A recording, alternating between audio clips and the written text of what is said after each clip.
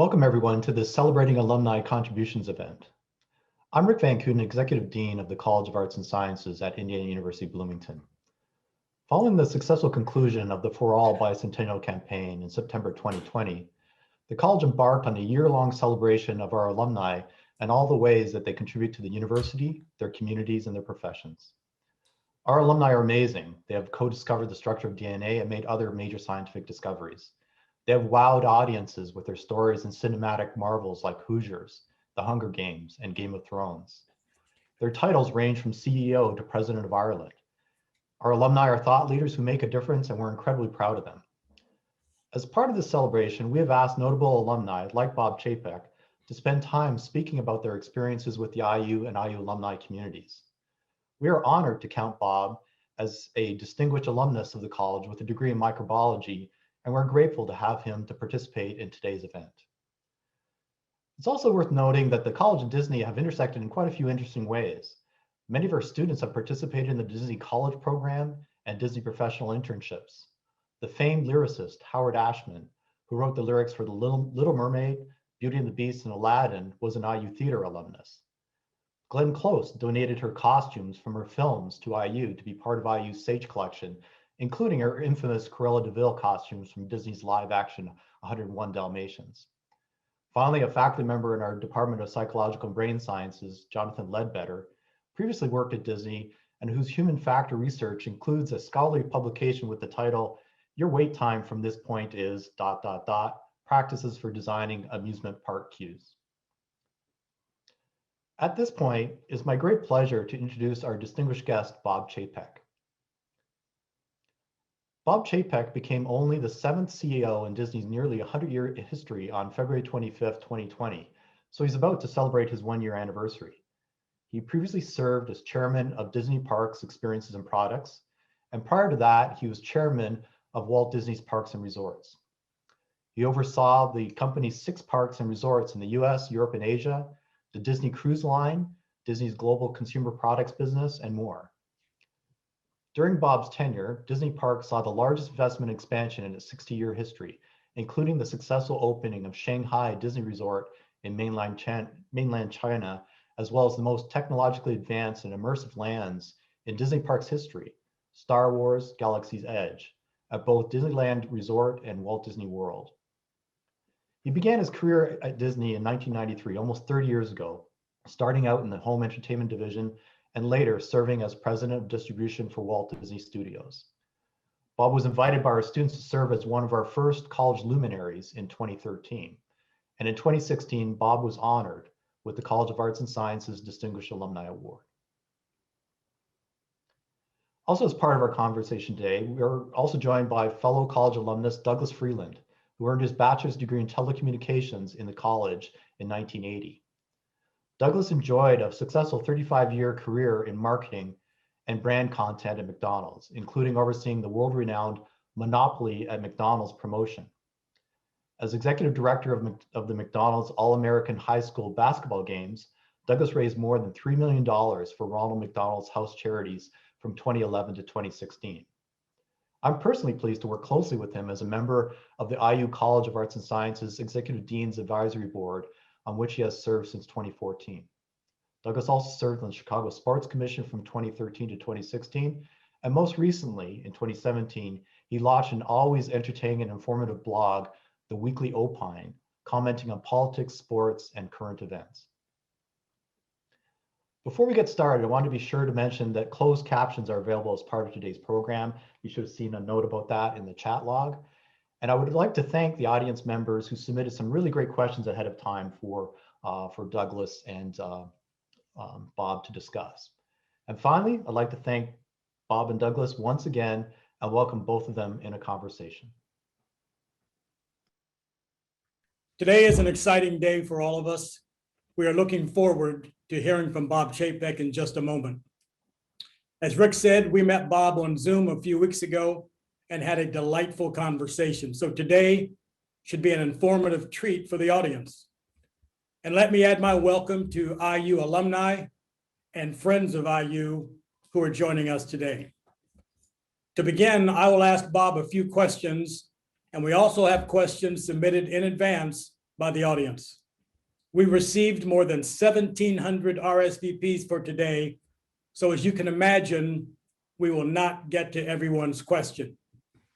In fact, I can imagine tomorrow's headlines reading, Chapek and Freeland attract 1,700 RSVPs for today's live stream. Now, the audience submitted over 200 inquiries, and we will get to as many as possible, as I mentioned. And the inquiries really fell into several key categories, including Bob's career, Disney-specific questions and IU-specific questions, questions surrounding diversity, equity, and inclusion, leadership, and the pandemic. So let's get started. Good morning, Bob. It's great to see you again. Hello, Rick. Hello, Doug. It's a pleasure to be here with all of you. Always nice to reconnect with my IU brethren. Well, let's go back to the beginning. You grew up in Northwest Indiana in what's referred to as the region. Now, the region has a reputation for being a no-nonsense, tough environment. Describe what it was like growing up there. I think your headline is perfect. No nonsense, tough environment. You get what you earn in the region, and you don't expect anything beyond what it is that you work hard for. I was always just amazed at my parents and how hard they worked, sort of coming out of World War II, and to build a life for them and my sister and myself, our family. And I think some of those lessons and that work ethic really resonate sort of to this day, and it's really part of my DNA. So who are some of the people that influenced or mentored you? Well, obviously my parents early on in my life really shaped who I am. And I wouldn't say that I've ever had a mentor who sort of followed me throughout my entire career, but have had mentors at different points in time, depending on what I'm doing. I've had the luxury at Disney of changing jobs quite frequently. And I would say every time there's somebody who's, sort of there on the sideline, sort of cheering me on. Most recently, it would probably have to be Bob Iger, whose shoes I'm filling now. Bob and I, over probably the last 7 years, spent a ton of time together, because when I got the parks job, we were in the beginning of building the Shanghai Disneyland resort, which Rick had mentioned a few minutes earlier.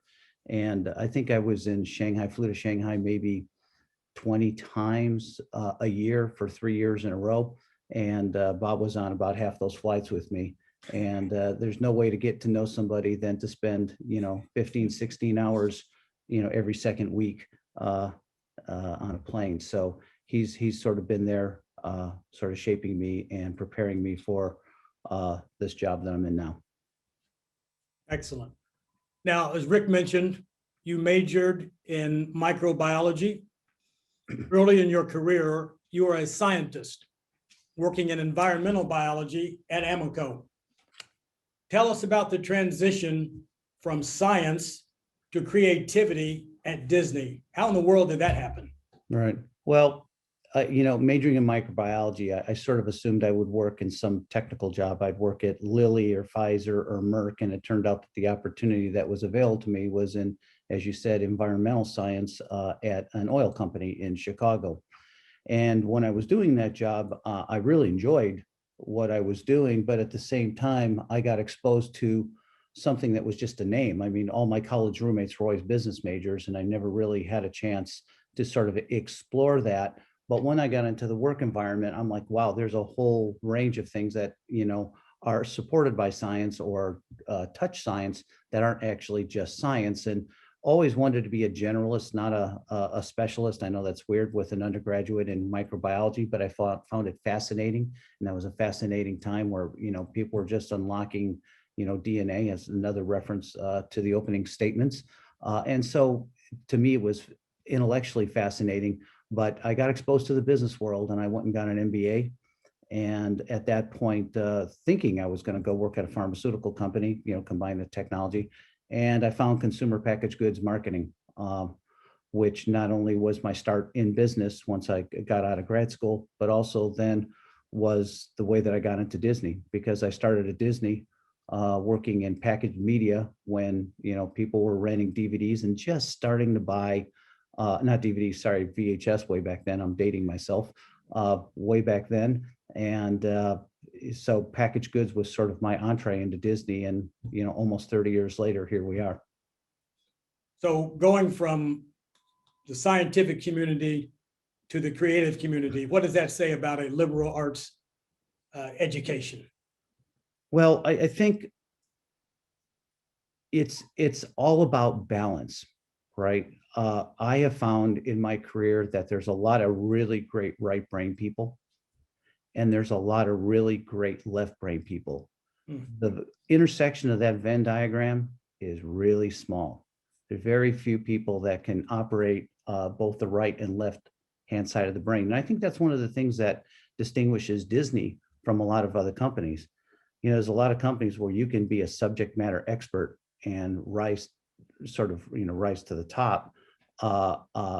Maybe if you work in a logistics company, you can be the very best logistics person and rise to the top. But in a company as broad as Disney, knowing that your core product isn't something that's developed in a lab, but it's developed in the concept of the conceit of somebody's brain, means that your product development team are human beings that literally conceive of everything when synapses fire in their minds. But I think a liberal arts education, while I didn't realize it when I was in school, a liberal arts education really prepares you for sort of that elastic, if you will, that elasticity that's necessary for a career, particularly in media or the creative arts. And I think it really has shaped, again, who I am and what I've been doing. Great. Okay, we're going to go to a couple of audience questions. The first question is, what will you do? And by the way, this is coming from David, who's an alumnus. What will you do or implement that embodies the spirit of Walt Disney while continuing to build upon his legacy? Yeah, when you work at Disney, obviously you have Walt sort of watching over everything you do. And you find out that the legacy of Disney is really important. At the same time, Walt was always emphasizing the future and not becoming locked in to a certain way of doing things. As a matter of fact, one of my favorite quotes from Walt is, "We keep moving forward, doing new things because we're curious, and curiosity keeps leading us down new paths." We have a lot of super fans at Disney, and our super fans really don't like change. But the very DNA of what Walt has given us through quotes like that and his inspiration is that you've got to keep evolving or you'll become a dinosaur. And I think in this new media world that we live in, that's particularly important. And so we have a basis, a foundation, a set of values, a culture that's been there since the beginning. But exactly how you operate in that environment is a function of all the constituents that we have to please, right? We have to please our cast members, we have to please our shareholders, we have to please our guests, we have to please our local communities that we operate in, and we want to be good corporate citizens. So with those, with that framework, that's how we operate in. But beyond that, we want to innovate and we want to be on the front end of the innovation curve. Great. The next question comes from Kama. She's an alumna. Disney is known for providing a world-class experience for its guests. What's one thing we could all do to replicate that? Right. Well, for me, I'll go to my parks experience because I think sort of the epitome of Disney DNA is the park. And, what essentially we say is that we want to exceed guest expectations every day to create magical memories that last a lifetime. That is our mantra in parks. And I think the core of that goes to your question is exceeding guest expectations every day. There are many, many decisions we make. I was head of parks and resorts for, I don't know, 7 years, I think. There are many decisions you have to make where you have to balance all those different constituencies. And I would say that if you keep that as your North Star, you have to have a North Star, because when the noise comes in and there's a lot of different signals and inputs, and you have to make a decision, you have to think about what your North Star, and that being our North Star, made complex decisions with lots of different interference and competing priorities, really made things easy. And so I would say, you know, pick a North Star and make sure that's the highest value you have. And we talked about North Star when we met a few weeks ago, and I want to touch on that again a little bit later in the program today. But here's another question from a student, a current student. This is from Emma. What's the worst career advice you've ever been given? And you do not have to name the person who gave you the advice. So we'll keep that secret. Okay, I will give you one. It was from a long time ago. This was, I'll just say this, it was pre-Disney. And I had a supervisor that said, tactics are all that matter, just execute. And obviously, if you don't have that North Star, if you don't know what hill you're going to take, you can execute the tactics as well as you possibly could, but if it's the wrong strategy. So particularly as you develop in your career and you're charged with more responsibility for charting a course, you have to pick that hill and you have to figure out where everyone else is going to go, because it's not like you're just managing yourself. You know, at Disney, we have over 200,000, we call them cast members, employees. And you know, the single best thing I can do, the only thing I really do, is pick where we're going to go and then motivate 200,000 people to go row in the same direction. So I think again, big picture, knowing where you're going and leading a bunch of people to that goal is really all that matters. And everything else is frankly superficial. Excellent. Multiple audience members asked, what is the future of Disney Plus and the streaming television and film world? Yeah, Disney Plus has been a tremendous success for us, and we've made the transition essentially from, at least the way people saw us, as an old media company to a new media company. And I think that again goes back to that Walt Disney quote that, you know, yes, we've had a lot of success in traditional film and television distribution, but we're not going to let that stop us. And that takes risks. That takes informed risk, but it takes some guts and some dogma breaking. The future is really going to be what the consumer tells us it is. We are a very consumer-driven company. We want to skate, though, to where the puck's going to be, not to where the puck is. I like that analogy because we're not going to build it for today. We're going to build it for tomorrow. So we have to have some insight. We have to assimilate all the information that we have and create a vision for where we think the consumer is going to want to go in the future as an investment. But I tell you what it will do, it will play off our strengths as a company that has tremendous franchises. And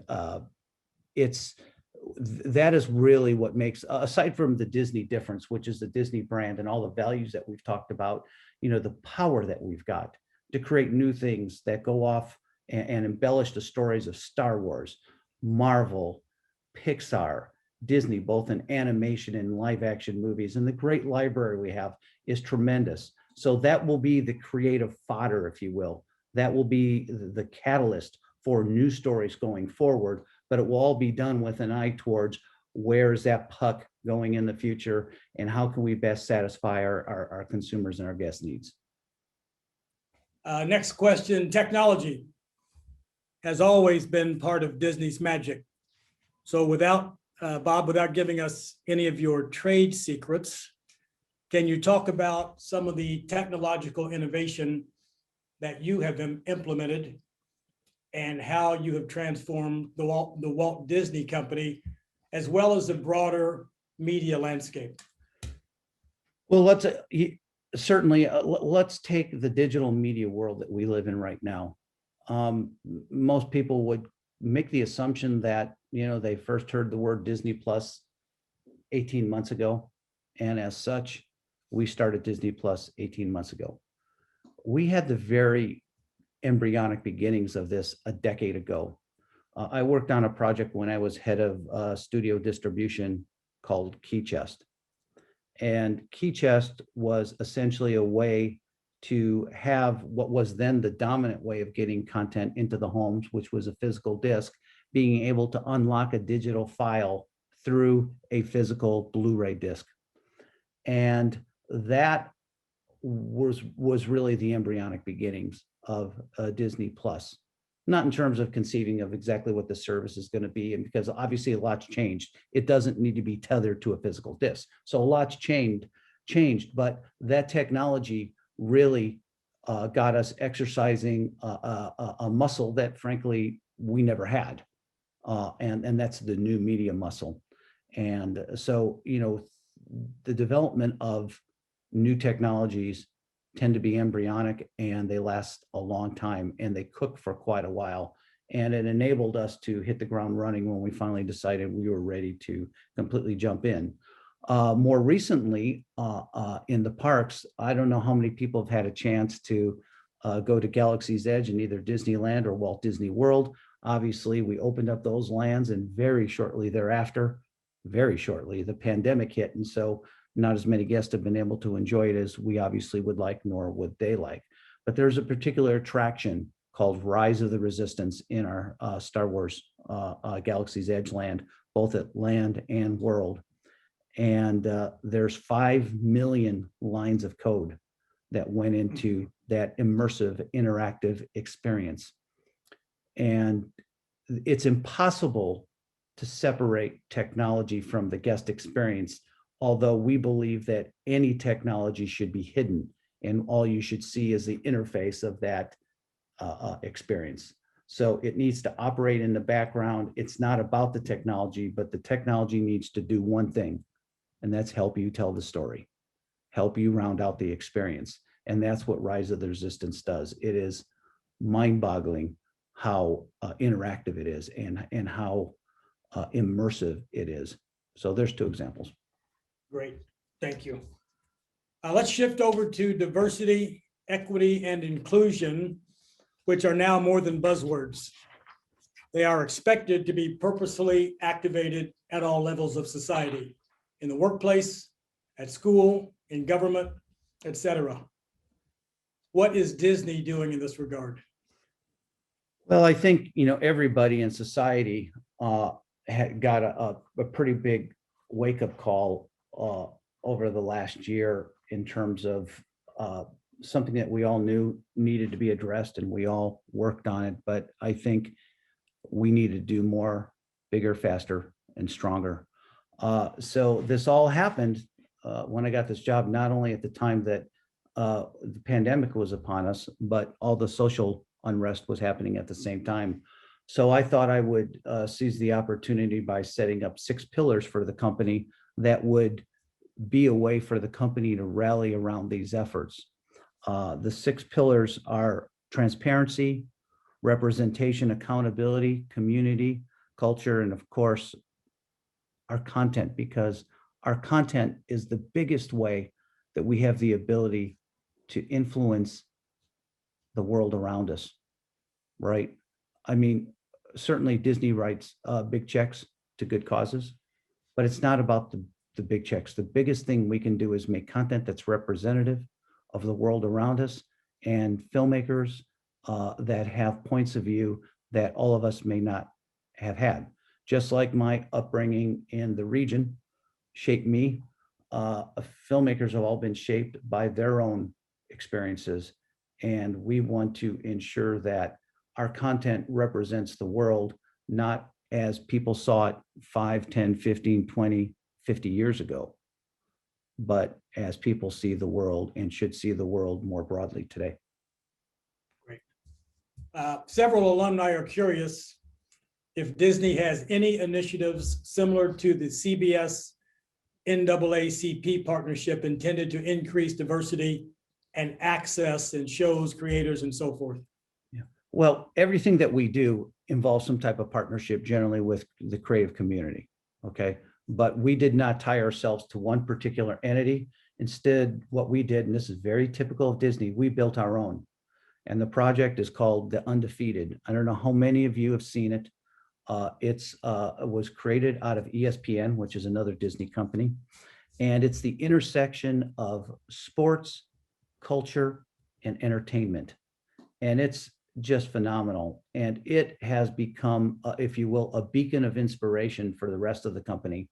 And it has been something that we would look to expand as a brand within the Walt Disney Company, so that we can help filmmakers, diverse filmmakers, tell stories. So if you haven't checked out Undefeated, it's really incredible. The other thing we've done is created a few councils. Bob Iger chairs a creative council where we work very aggressively against that one pillar, that last pillar I talked about, the creative pillar, where we try to inspire the people that work in our studios and TV areas to go out and find diverse directors, actors in front and in back of the camera, so that we are representative. I chair a CEO council along with our head of diversity and inclusion, Latondra Newton, and we meet regularly and tackle some really tough issues. So one of the things that we've done out of this group is made a decision that at least 50% of our charitable giving goes to diverse sources, diverse organizations. So now that we've got a goal, we can hold ourselves accountable to that goal and measure our progress.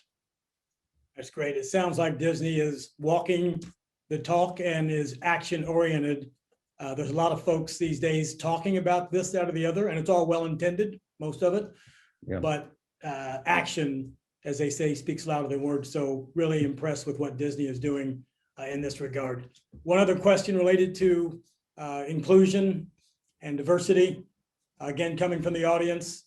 How do you envision Disney building on its attempts to provide culturally authentic stories like Coco, Moana, and Soul? Right.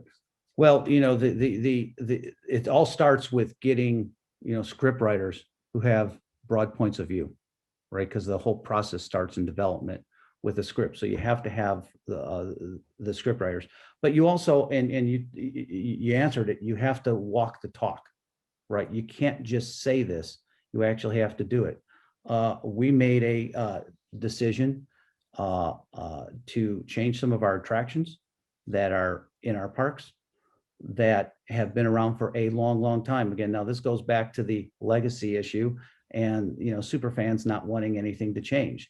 But when you really take a hard look at an attraction that's been there for over 60 years, and you realized it's based on Song of the South, and Song of the South is based on a story which, you know, depicts happy slaves, that is probably not, you know, a place that we all want to be and a place that Disney wants to be.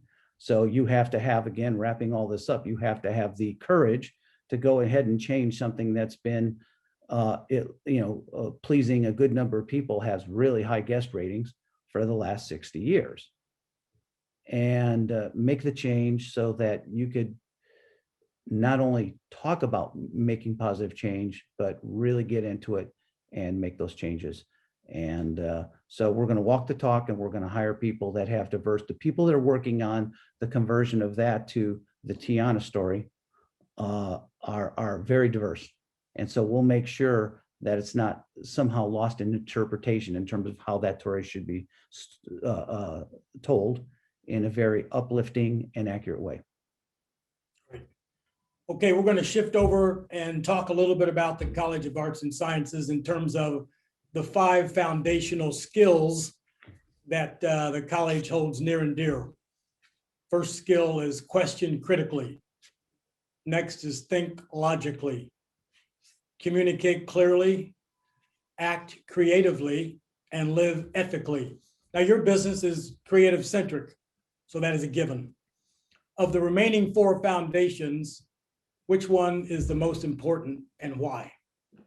It would be by far live ethically. It's a part of our culture. It's a part of our DNA. It's a part of what makes us tick. That is the ante to play the game. So you're right. We're in a creative business, and so that's a given. But the live ethically would go first, even beyond the creativity, because if that's broken, then we break the promise of what Disney magic, that's what we call it, Disney magic, what Disney magic is all about. And, part of my job is to make sure all 200,000 of us, no matter whether they work in India or whether they work in Russia or whether they work in Europe or Asia, that we're all doing the same thing. That's great. So when we met a few weeks ago, we did talk about ethics, and that topic is highly popular among today's audience, those folks listening in today. So how do you cultivate and maintain that strong foundation of ethical behavior at Disney? Yeah, well, first of all, it starts with hiring people that have those characteristics. So often so often defined as probably every hour, I get an email or a phone call from someone that says, you've got to hire my nephew. He really loves Disney, or you've got to hire my niece, or you've got to hire my daughter. They really love Disney. And too often, a love of Disney is not enough. It certainly helps, but you've got to have the right character to work at Disney. You have to have hospitality first. You have to want to serve. You have to want to put others in front of yourself, because essentially that's the business that we're in, right?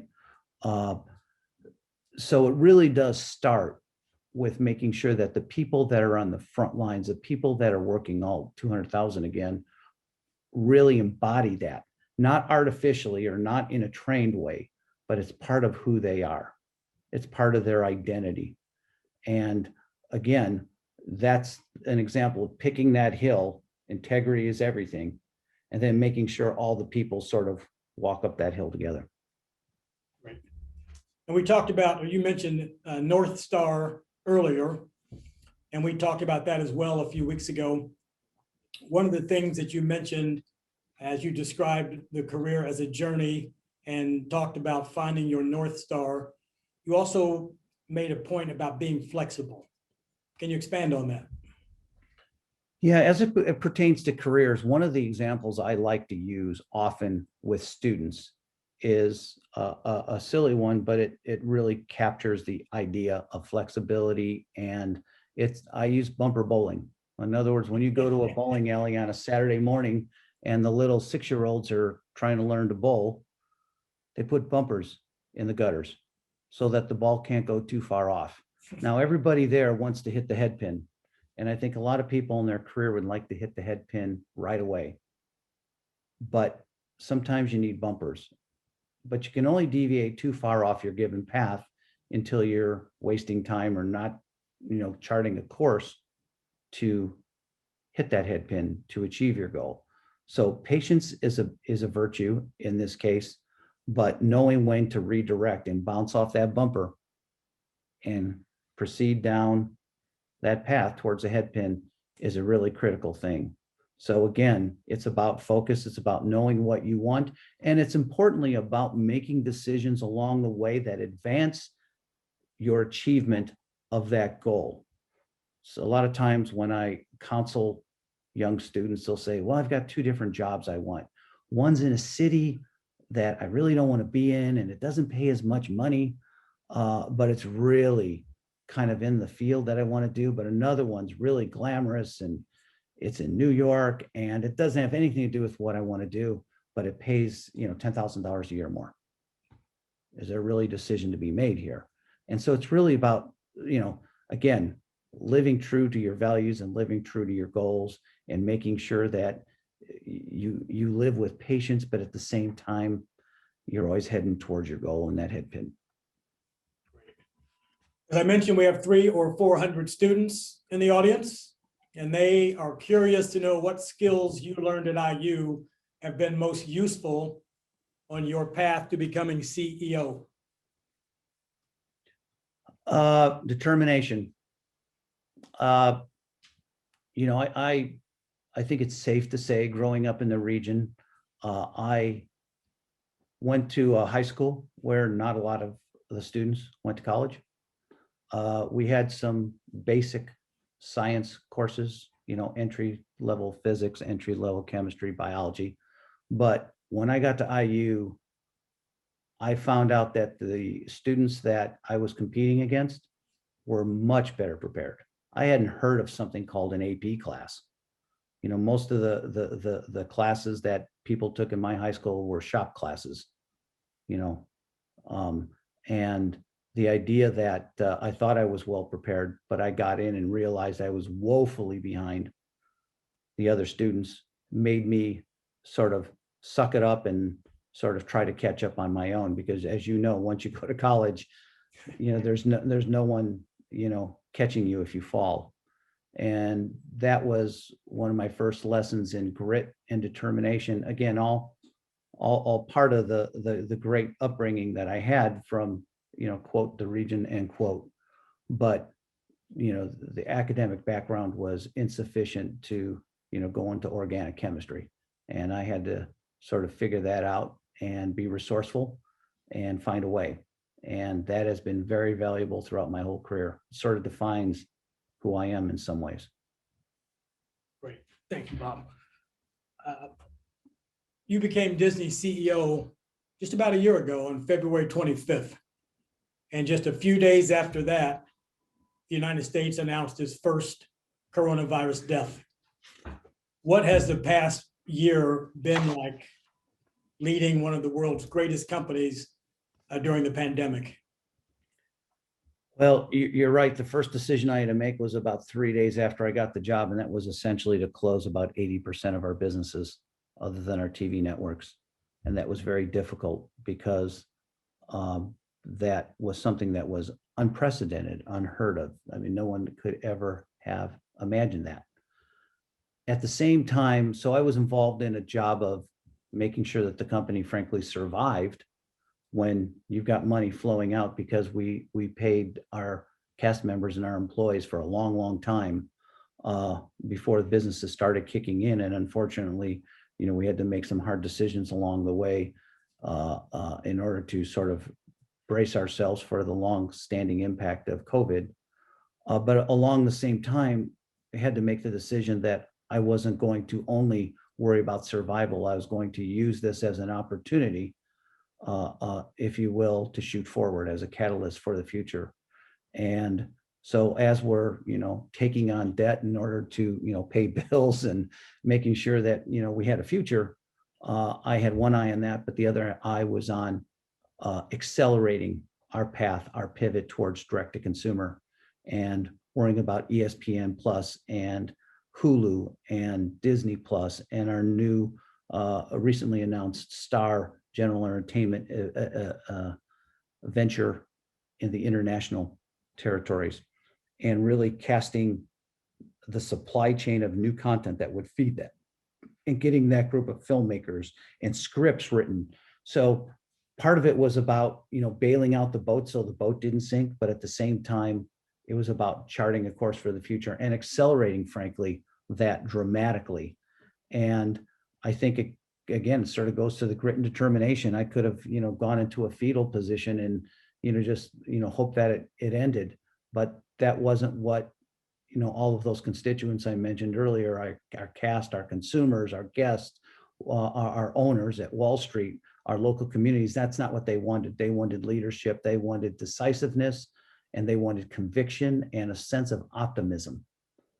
And that's, you know, in those, you know, 3 days after I get the job, that's sort of the cards I was dealt, but that's how I played them. So the audience would like to know, or would like you to share leadership lessons from this crisis. What have you learned during the pandemic? I guess I learned that you have to always focus on what makes a difference. And what makes a difference for us is our cast. We have direct guest interaction in so many of our businesses. And people, Disney, it is, yes, just another company, but no, it's not just another company. And people look to us, and when we say something or we do something, it resonates. 12 companies can do the same thing and Disney gets the headline. And in this world of social media, when it's so easy to sort of sit back and criticize and feel supported by groups of people that you're in your social media loop, you've got to stand strong, and you've got to do what you believe is right, and have the courage, knowing that no matter what you say in this divided world, you're going to get criticized. And so it's really about finding your element of truth and representing that truth in everything you do. And pillars such as transparency and a high degree of ethics certainly bode well for you guys as you go forward. We've got a few more. Well, I've got one more question on the pandemic. You announced that Disneyland will serve as a mass vaccination site. Mm-hmm. What prompted that decision? Well, basically doing the right thing. If there's one thing we do is handle large numbers of people. We've got tens of thousands of industrial engineers whose job it is basically to make sure the flow of people is such that everyone has a good experience. And if you think about the process that it takes to go through the various steps of getting a vaccination, maybe we can possibly help. But at a minimum, even if the government had its own way of doing its vaccinations, we had the facilities, and everyone knows where Disneyland's at in Southern California, and they certainly needed a place to distribute it. So we provided it, and it was just the right thing to do. Okay, we've got some more audience questions. Multiple audience members would like to know, what is your favorite IU memory? Now, like many of us, I'm sure you've got a slew of fond memories from your time at IU, but what are one or two that stand out? Well, first, I met my wife there, my second day on campus. So she's listening in, I'm sure. So that's a good decision to say that. No, it's true. That's the best one. Never forget it. But also, how about the 1981 national championship? That was my senior year. I remember it vividly, like it was yesterday, and that obviously is going to be a highlight for anyone. I was on campus when they filmed Breaking Away, which was my first exposure, again, for somebody from the region, to filmmaking. And so I would, as I'm walking to and from class, stop and, experience several scenes that they were shooting, and couldn't believe, what a big, complicated deal it was. And I don't know, maybe some ways that wet my whistle for what I eventually do now, but I had no idea. I actually sat in the audience at the old Little 500 Stadium during the filming of the race scene. So those were, I'd probably say, probably the biggest memories. Those are great. So I was on campus in 1976 when we won the national championship. That certainly is one of my favorite IU memories. I ended up in Showalter Fountain, actually. Yeah.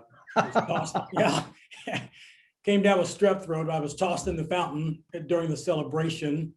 And when I went over the categories at the top of the discussion that the audience was interested in, surprisingly, sports, and specifically IU basketball, was not a category. But we both had a great experience being there when they won a national championship. I'll take the 76 team by 10 over the 81 team. Yeah, well, you also have what was the 87s team with Keith Smart, who made that shot from the corner. So, yes, we've had a good fortune of having great players and a great program over the years. A couple more questions. This is a very important question. I'm going to stay in the sports arena. Disney owns ESPN. ESPN broadcasts the Rose Bowl. If IU football makes it to the Rose Bowl next year, Bob, can I count on you for a pair of tickets? I will not give you an answer in front of several thousand people because I know what will happen, but you have my number. Thank you. We talked about your college career a little bit. What motivating forces, and obviously getting good grades is a motivator, but what motivating forces propelled you during college? Making a better life for myself. I really had my eyes opened up when I got to Bloomington. Growing up in a working class area, you have a fairly narrow view of what success is. And then you get exposed to a much broader group of people, a diverse group of people, and you learn what success can be. And I set my sights high. And I've been setting them high ever since. Well, I think we're just about out of time here. We want to give you a chance to wrap things up from your perspective, just kind of an open forum, open-ended. If there's anything else you would like to add before we wrap up the event. Yeah, all I would say is that, Indiana University has stayed with me and my family. Most of my wife's family were IU grads. Some of them are, I'm guessing, listening right now. And it's really been a part of who our family is for a long time. And it will continue to be. I don't get back there nearly as much as I'd like because I have other competing priorities, but it's always there. And it's been great for us and part of who I am now. Great.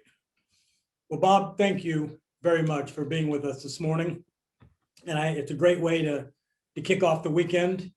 And I would also like to thank Dean Van Kooten for inviting me to serve as today's moderator, and thank his staff for all the assistance that they gave me as we prepared for this event. Audience members, again, thank you for joining us. Marvelous turnout today. And now I'll hand it back over to Rick to close out the session. Thanks, Douglas and Bob. That was fantastic. I think that was just a wonderful example of the embodiment of liberal arts education and how, Bob, you're able to move smoothly from all the different areas of your career. And it really struck me the North Star, the curiosity, and the need to keep evolving, I think, are real takeaways. I also wanted to just express just a realization of just how big a part of society Disney is. And the fact that just how proud I am, and I think the rest of the college is, to have a college alumnus at the helm of probably the most trusted company in the entire world. So just in closing, I'd like to thank everybody here for joining us and participating in today's live stream. Once again, express my really deep and sincere gratitude to Bob and Douglas for their time and expertise, and we're grateful to you all. Finally, I want to acknowledge that events like this would not be possible without the support of donors who understand the value of a liberal arts education that is given by the college. And for those of you who support the college with your philanthropy, I thank you on behalf of all of our students and our faculty and students who do benefit from that. And if you enjoyed today's program, I hope you'll join us for our next Celebrating Alumni Contributions event with alumnus and Rolling Stone contributing editor Anthony DeCurtis on Wednesday, April 21st, which I'm sure is going to be very entertaining. So in closing, be safe, enjoy the snow and the rest of your Friday and the weekend. Take care. Thank you.